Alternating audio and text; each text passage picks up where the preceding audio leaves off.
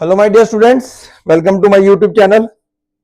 तो हमारी जो बीकॉम की सीरीज चल रही है, जो उसमें बीकॉम ऑनर्स की क्लासेस स्टार्ट की है हमने फर्स्ट सेमेस्टर के लिए, और अब हम कल से बीकॉम ऑनर्स सेकंड ईयर की कॉर्पोरेट अकाउंटिंग की क्लासेस भी स्टार्ट करेंगे और कॉस्ट अकाउंटिंग की क्लासेस भी हम स्टार्ट करेंगे।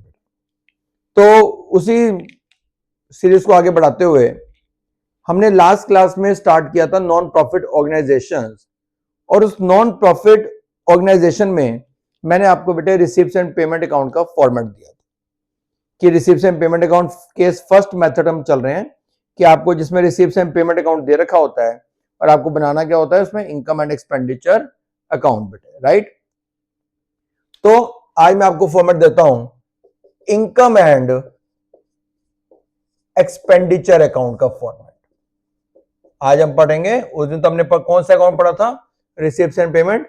आज बेटे हम पढ़ेंगे इनकम एंड एक्सपेंडिचर अकाउंट। ये कौन सा अकाउंट है? ये है बेटे नॉमिनल अकाउंट। नॉमिनल का मतलब क्या होता है बच्चों? All expenses and losses are debited, incomes and gains are credited. जहां पर भी लॉस होगा ये डेबिट होगा, जब भी गेन हो रहा होगा इस अकाउंट में क्रेडिटेड होगा। Income and expenditure account. जो आपका रिसिप्ट एंड पेमेंट अकाउंट था वो किस बेसिस पे बना था? Cash basis. Income and expenditure account किस बेसिस पे बनता है बेटे? Accrual basis. किस बेसिस पे बनता है बेटे? ये accrual basis, right, for the year ended, right.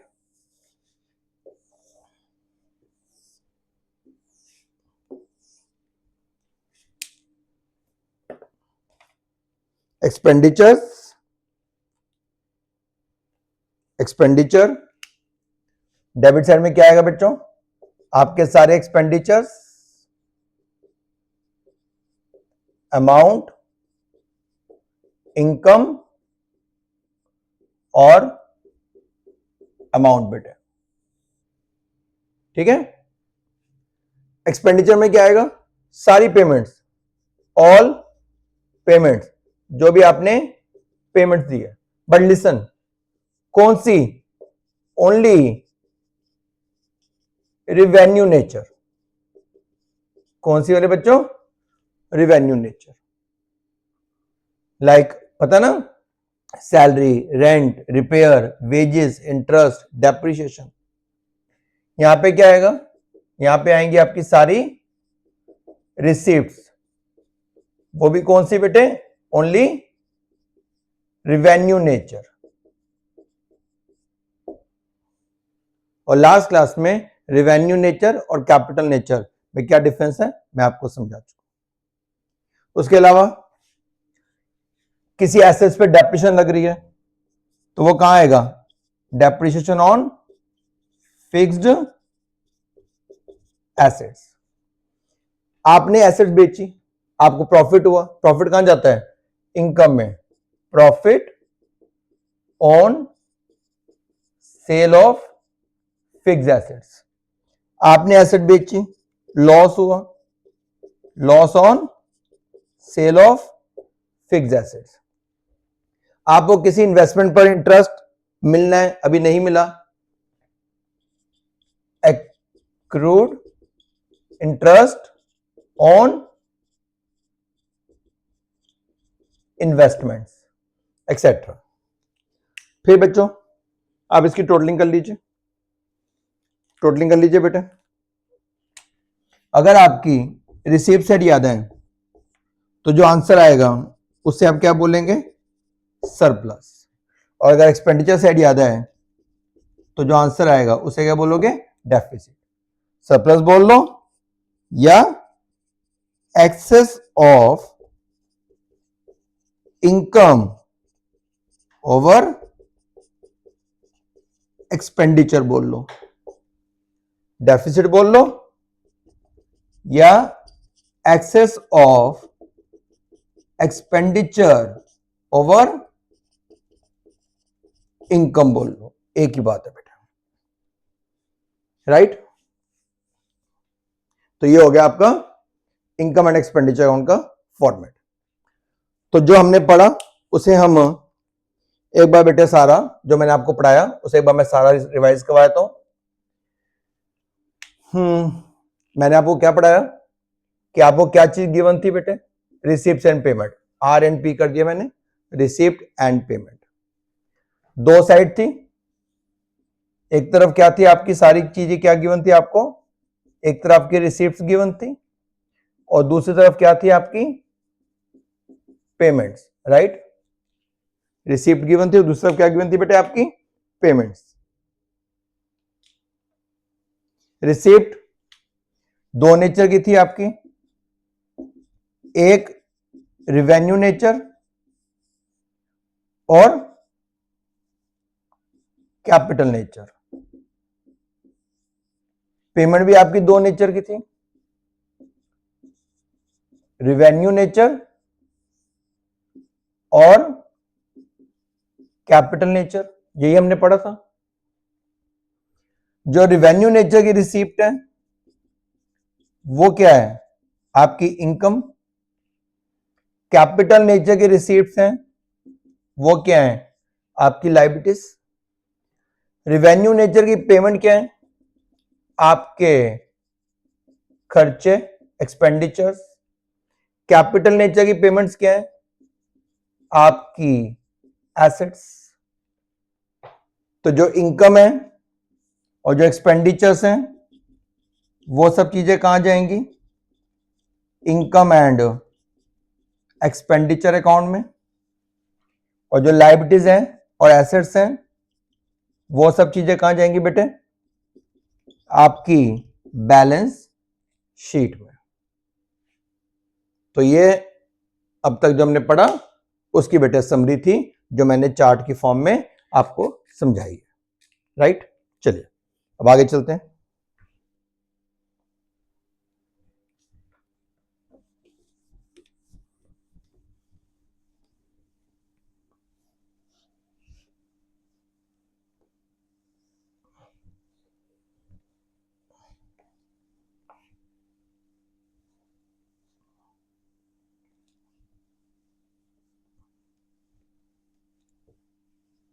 Right बच्चों, चलिए ये चैप्टर बेटा बीकॉम ऑनर्स में भी है, बीकॉम प्रोग्रामिंग में भी है, सीए फाउंडेशन में भी है बेटा।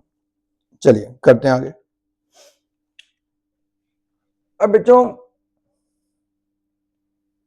जब हमें मान लो अब आपको रिसीप्ट से पेमेंट दे रखा है और आपको बेटा बनाना है इनकम एंड एक्सपेंडिचर। अब इनकम एंड एक्सपेंडिचर तो बेटा एक्रूअल बेसिस पर है, रिसीप्ट से पेमेंट अकाउंट कैश बेसिस पर है, आपने जो पे किया। बट ये बताओ ना कि आप जो पे करते हो ये तो कोई नहीं मानेगा ना कि जो आपने पे किया वो इस साल का ही खर्चा है। उस पेमेंट में अगले साल के बेटे एडवांस भी हो सकते हैं, लास्ट ईयर का कुछ पैसा आउटस्टैंडिंग भी हो सकता है, राइट? आइए मैं आपको समझाता हूं। मान लो बच्चों हमारा करंट ईयर 2025 है। बंदा ये कहता है कि देखिए मैंने रेंट पे किया 2025 में 10,000 रुपए। वो अच्छी बात है, पेमेंट कितनी है? 10,000। पर इसमें 1,000 रुपीज लास्ट ईयर का भी इंक्लूडेड है, लास्ट ईयर का भी इंक्लूडेड है। अब अगर my dear students last year की पेमेंट इस साल की गई है, इसका मतलब क्या हुआ? लास्ट ईयर पेमेंट नहीं दी होगी। ऑब्वियस है ना, अगर लास्ट ईयर की पेमेंट इस साल करता है आदमी, इसका मतलब क्या है? इसका मतलब यह है कि लास्ट ईयर आपने पेमेंट नहीं दी थी। लास्ट ईयर क्या था? आउटस्टैंडिंग। लास्ट ईयर क्या था बेटे? आउटस्टैंडिंग। तो अब इस साल के एक्सपेंडिचर निकालते समय क्या आप लास्ट ईयर के खर्चों को इंक्लूड करोगे? अगर मैं आपको बोलूं कि 2025 में रेंट के लिए what amount you have to pay, आपका एक्सपेंस क्या था, तो उस एक्सपेंस को कैलकुलेट करते समय आप उसको लास्ट ईयर के खर्चों को इंक्लूड करोगे? नहीं, क्योंकि वो लास्ट ईयर का एक्सपेंस है। वो एक्सपेंस कौन सा है बेटे? लास्ट ईयर का, इस साल का एक्सपेंस नहीं है। तो लास्ट ईयर का वो एक्सपेंस है, इस साल का एक्सपेंस नहीं है, तो इस साल के एक्सपेंडिचर में इस पेमेंट को इंक्लूड नहीं किया जाएगा। तो एक्सपेंडिचर में कौन सा अमाउंट आएगा बेटे? रेंट का अमाउंट आएगा 24,000। 24 कैसे आया? 25,000 माइनस आउटस्टैंडिंग लास्ट ईयर की, वो कितनी थी? 1,000। वैल्यू कितनी आ गई बेटे? 24,000। तो हमने ये निष्कर्ष निकाला, हम इस कंक्लूजन पर आए कि भैया आउटस्टैंडिंग अगर कोई लास्ट ईयर की है तो आप इस साल के एक्सपेंडिचर निकालते समय उसे क्या करेंगे, माइनस। अब बात करते हैं सर ये तो लास्ट ईयर की आउटस्टैंडिंग थी, आपने माइनस कर दी। चलो अब दूसरे पॉइंट पर आते हैं। मान लीजिए आपने रेंट पे किया 20,000 और वो ये कहता है कि 25 में ही मेरा आउटस्टैंडिंग रेंट है 5,000। 20 आपने पे किया, 5,000 पे लास्ट ईयर सॉरी इस साल का आउटस्टैंडिंग है। What amount you have to pay, आपको इस साल कितना अमाउंट पे करना था? इस साल आपको कितना अमाउंट पे करना था, इस साल का खर्चा क्या था? तो इस साल का खर्चा कैसे निकालोगे? इस साल खर्चा निकालने के लिए आप इसमें 5,000 रुपए ऐड करोगे इस साल के एक्सपेंसेस निकालने के लिए। 5,000 रुपए क्या क्या करोगे, 5,000 रुपीज को ऐड करोगे इस साल के एक्चुअल एक्सपेंस निकालने के लिए। आपने पे कितना किया, पे किया 20,000, 5,000 ड्यू है, what amount you have to pay. तो आपको जो एक्चुअल में पे करना था वो पे करना था 25। 25 कैसे आएगा, 5,000 रुपीज ऐड करने के बाद, इट मींस आउटस्टैंडिंग। तो अब हमने यहाँ पे क्या निष्कर्ष निकाला, क्या रिजल्ट आया कि आउटस्टैंडिंग फॉर करंट ईयर वो क्या हो जाती है बेटे, वो ऐड हो जाती है। तो दो बातें क्लियर हो गई कि आउटस्टैंडिंग लास्ट ईयर की, अगर आपने जो साल पे किया उसमें कुछ पैसा लास्ट ईयर का है तो लास्ट ईयर का एक्सपेंस था, लास्ट ईयर के एक्सपेंडिचर में इंक्लूड होगा, इस साल के एक्सपेंस में उसको इंक्लूड नहीं करेंगे, उसको माइनस कर देंगे। और जो इस साल आउटस्टैंडिंग है तो इस साल के एक्सपेंस में उसको इंक्लूड करेंगे, सो वो प्लस हो गया, राइट। तो दो बातें हो गई कि outstanding for current year add होती है और outstanding for previous year minus होती है। चलिए अब आगे चलें।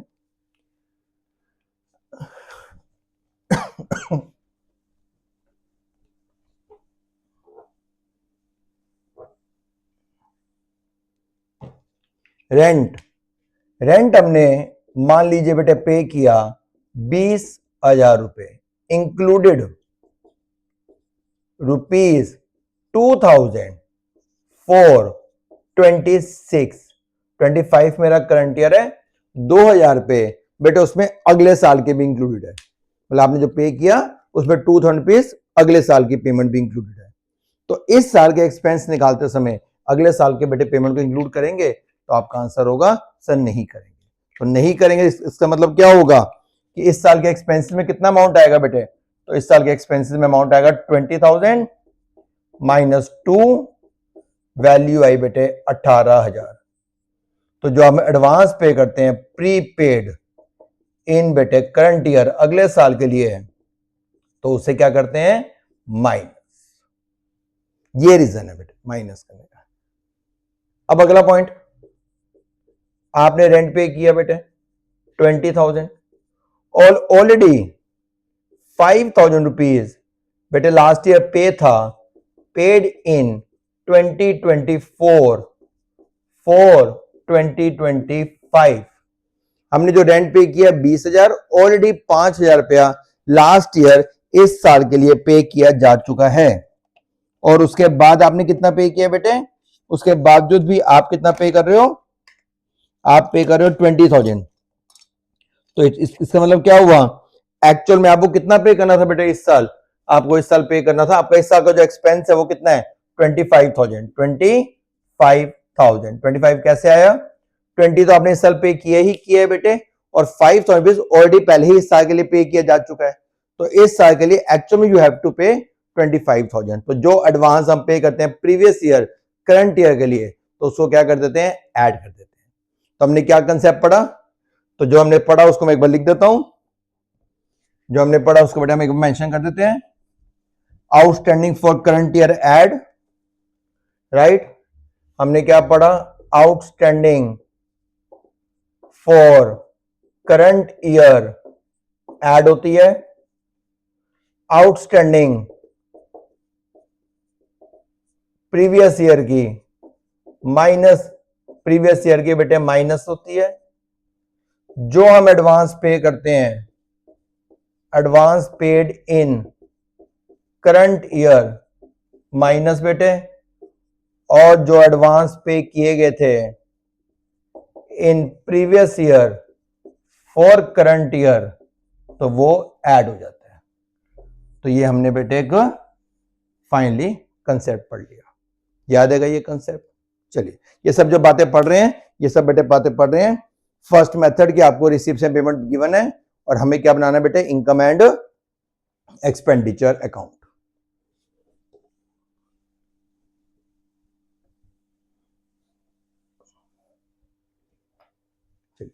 अगले कंसेप्ट पे आते हैं, एक्सपेंडिचर। दो बातें होती है ना बेटे, एक्सपेंडिचर और इनकम, इनकम एंड एक्सपेंडिचर। बेटे अगर कोई एक्सपेंडिचर ड्यू रह जाता है, आउटस्टैंडिंग एक्सपेंस, कोई एक्सपेंडिचर ड्यू रह जाता है, आउटस्टैंडिंग है, तो हमारी एसेट्स होती है, लायबिलिटीज होती है। सब बच्चों को पता है वो हमारी क्या होती है, लायबिलिटीज। बट अगर बेटा कोई इनकम आउटस्टैंडिंग है, आउटस्टैंडिंग या एक्रूड इनकम है बेटे, तो वो मेरी क्या हो जाती है, एसेट्स।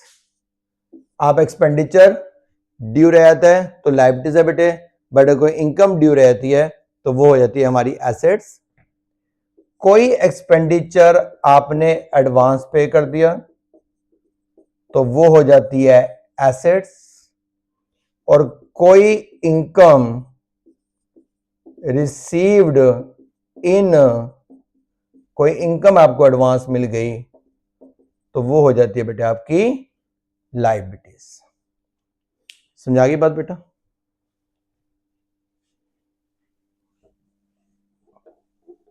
चलिए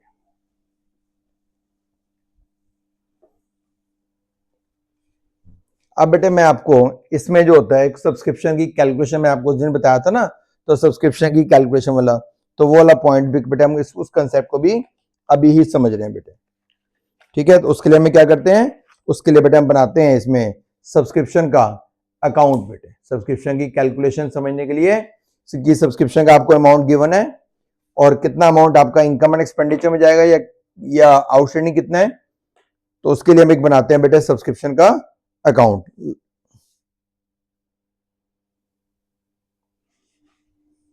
चलिए बेटे मैं आपको सिखाता हूं अब सब्सक्रिप्शन अकाउंट कैसे बनाते हैं बेटे।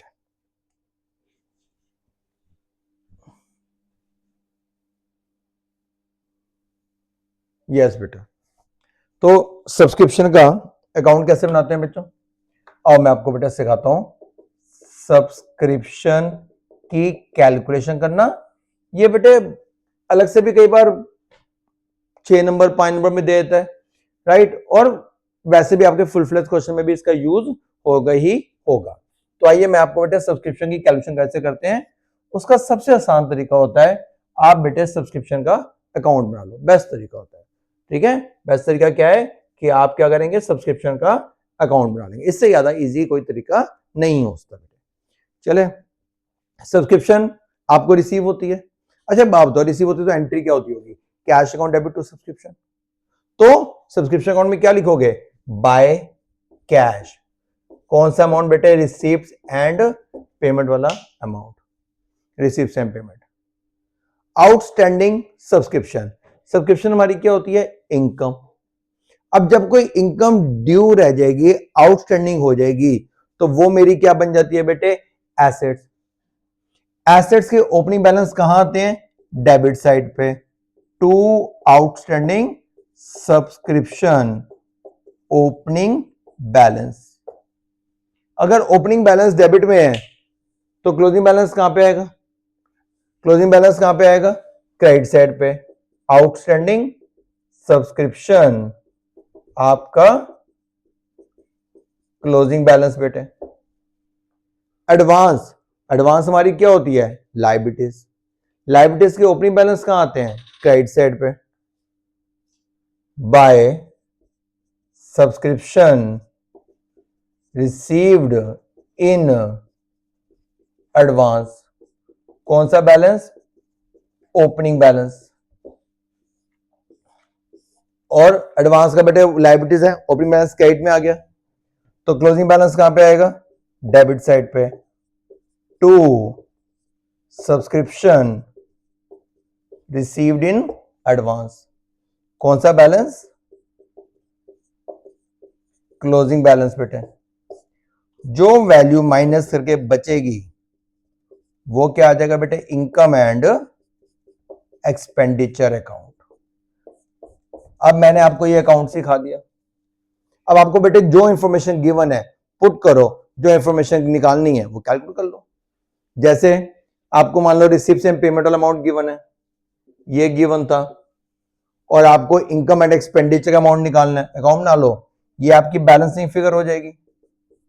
और अगर बेटा ये चीज गिवन है, अकाउंट बना के ये चीज आप निकाल सकते हो। दोनों गिवन है तो कोई आउटस्टैंडिंग का ओपनिंग बैलेंस, क्लोजिंग बैलेंस कोई भी पूछ सकता है, वो काम आ जाएगा। तो बेस्ट तरीका क्या होता है बेटे, आप उसका अकाउंट्स बना लो। तो मैं बोलूं कि सबसे इजी क्या है, बेस्ट मेथड क्या है, अकाउंट बना लेना। ठीक है जी, आगे बात समझ बेटे, सब्सक्रिप्शन का अकाउंट।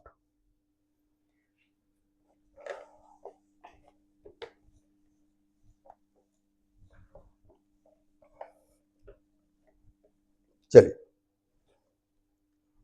आउटस्टैंडिंग भी समझा दिया, जैसे इनकम एंड एक्सपेंडिचर भी हो गए बेटे, राइट, और सबके हमारे फॉर्मेट्स हो गए। ठीक है, और मेन में हमने क्या क्या बातें पढ़ी बेटे हमने, अच्छा इसमें आती है बेटे बैलेंस शीट। बैलेंस शीट बेटे दो बनती है, एक ओपनिंग और एक क्लोजिंग। ओपनिंग बैलेंस शीट से बेटे, जो ओपनिंग बैलेंस शीट बनती है, opening balance sheet as at 1 April 2025 बेटे, ओपनिंग बैलेंस शीट।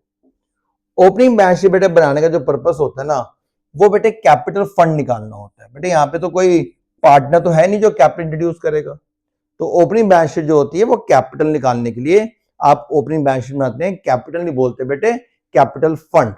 तो ओपनिंग बैलेंस शीट बनाई जाती है और उसका पर्पस क्या होता है बेटे, कैपिटल फंड की वैल्यू निकालना। ओपनिंग बैलेंस शीट से कैपिटल फंड की वैल्यू आती है।